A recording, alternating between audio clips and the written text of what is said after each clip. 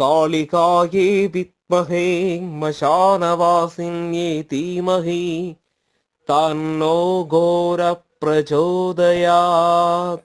வணக்கம் ஆன்மீக நண்பர்களே.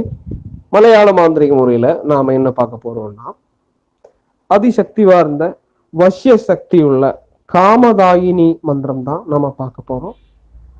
இந்த மந்திரம் ஒருபாடு காரியங்களுக்கு நமக்கு யூஸ் பண்ணலாம், ஒருபாடு முறையில நம்ம யூஸ் பண்ணலாம்.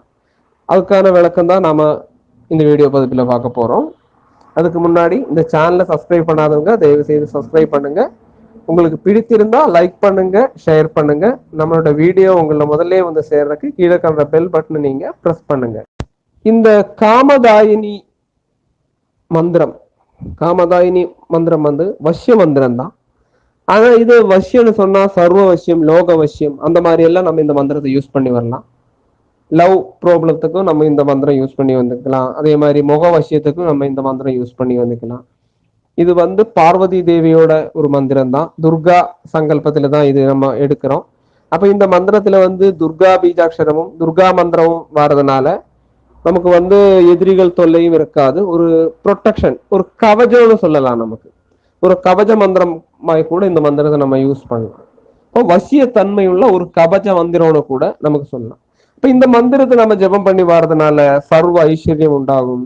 அதே மாதிரி நமக்கு சில சில இப்ப எங்க போனாலும் தோல்வி தோல்வி, வெற்றியே கிடைக்கல, எனக்கு மட்டும் ஏன் இப்படி ஆகுது, அந்த மாதிரி எண்ணங்கள் உள்ளவங்களுக்கு இந்த மந்திரத்தை கண்டிப்பா நம்ம ஜெபம் பண்ணி வரலாம்.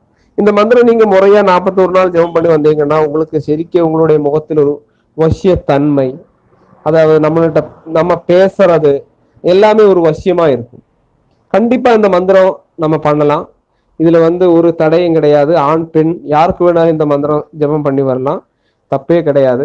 இந்த மந்திரம் எப்படி ஜெபம் பண்ணணும்னா, நமக்கு 336 தடவை இந்த மந்திரம் காலையில மாத்திரம் ஜெபம் பண்ணி வரணும். அது ஒரு 5 மணிக்கு ஜெபம் பண்றது ரொம்ப நல்லது. இனி அப்படி முடியாதவங்க 6 மணி 7 மணி ஆக்கலாம். ஆனா 5 மணிக்கு பண்றது ரொம்ப ரொம்ப நல்லது. 336 தடவை ஜெபம் பண்ணணும். குளிச்சு முடிஞ்சு நம்ம சுத்தமா பூஜை அறையில இருந்து வேணும் ஜெபம் பண்றதுக்கு. ஒரு குத்து விளக்கு வச்சு பூக்கள், வெள்ளை பூக்கள் யூஸ் பண்ணலாம். அப்ப இந்த மந்திரம் செய்யும் போது முக்கியமா நான் சொல்றேன், மறுபடியும் அந்த ரூபில நல்ல மனம் இருக்கணும்.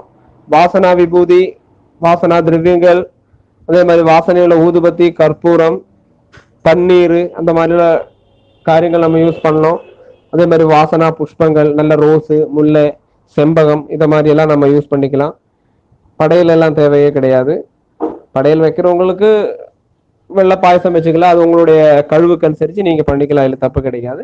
அப்ப இதோட மந்திரம் நான் சொல்றேன், முறையா சொல்றேன். நீங்க அந்த மந்திரத்தை தெட்டாம எழுதி வைங்க. நான் எழுதல, ஆனா நிறுத்தி உங்களுக்கு புரியுற மாதிரி தான் நான் உங்களுக்கு சொல்லி கொடுக்குறேன். ஓம் ஹ்ரீம் தும் துர்காயே ஞானாயே காமதாயின்யே ஹ்ரீம் நமஹா துர்கா ரூபிணியே நமஹா, அதுவும் வரணும். இப்போ ஓம் ஹ்ரீம் தும் துர்காயே ஞானாயே காமதாயின்யே ஹ்ரீம் நமஹா துர்கா ரூபிணியே நமஹா. சரிங்களா? இந்த மந்திரம் சொல்லி வர்றதுனால வசிய தன்மையும் உண்டாகும். பின்ன துர்காவோட மந்திரமும் பீஜமும் அதுல சேர்த்து வந்திருக்கு. அப்ப அது ஒரு கவச்ச மந்திரம் தான். நீங்க தெரியும், துர்கா தேவியோட மந்திரம் நம்ம பண்ணி வர்றதுனால எதிரி தொல்லைகள், அதே மாதிரி தீய சக்திகள் இதெல்லாமே நம்மகிட்ட பக்கம் கூட வராது. இந்த தீய சக்திகள் நெகட்டிவ் இருக்கிறதுனால தான் நம்ம முகம் இந்த கருப்படிக்கிறது, அதே மாதிரி முகம் பார்க்கறதுக்கே ஒரு இருண்டதா எல்லாம் தோன்றது இந்த காரணத்தால தான். அப்போ நீங்க கண்டிப்பா இந்த மந்திரம் ஜெபம் பண்ணி வாங்க. உங்களுக்கு கண்டிப்பா உங்க வாழ்க்கையில வெற்றி கிடைக்கும். எந்த தடைகளா இருந்தாலும் அதை முறித்து இருந்து ஒரு வசிய தன்மை கொண்டு வர இந்த மந்திரத்துக்கு கண்டிப்பா முடியும். இது எளிய முறையில செய்துக்கலாம். 336 நான் சொல்லியிருக்கேன். உங்களுக்கு அது முடியாதவங்க 108 பண்ணிக்கங்க. ஆனா 336 தான் இந்த கிரந்தத்துல சொல்ற விதி. அப்ப நம்ம இந்த வீடியோ பிடிச்சிருந்தா லைக் பண்ணுங்க, ஷேர் பண்ணுங்க. அடுத்த வீடியோ பதத்துல நாம பார்ப்போம்.